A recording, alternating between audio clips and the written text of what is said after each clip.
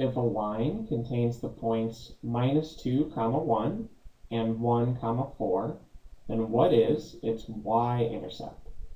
Remember that in general, you can write the equation of a line as y is equal to m times x plus b, where m is our slope and b is the y-intercept.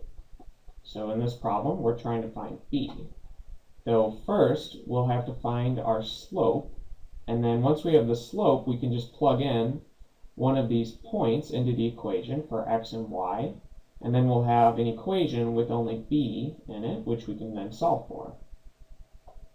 And recall that the slope, m, is just the change in y values divided by the change in x values, or it's more simply known as the rise of the line divided by how far that line runs.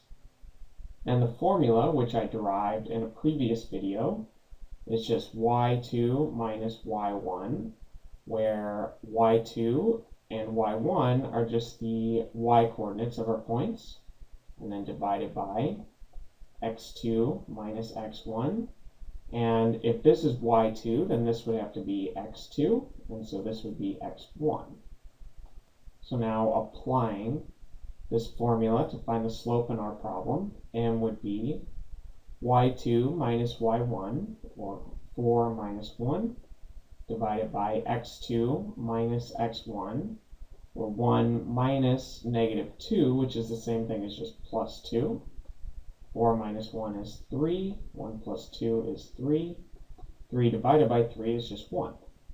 So our equation of the line is now y is equal to 1 times x plus b, and we just have to pick one of these points and plug it into this equation for x and y, and then we can solve for b. So let's use 1, 4. So we have that 4 is equal to 1 times 1 plus b, and then 1 times 1 is 1, so we can subtract 1 from each side, so that we have 3 is equal to b. So our y-intercept, given those 2 points, is 3.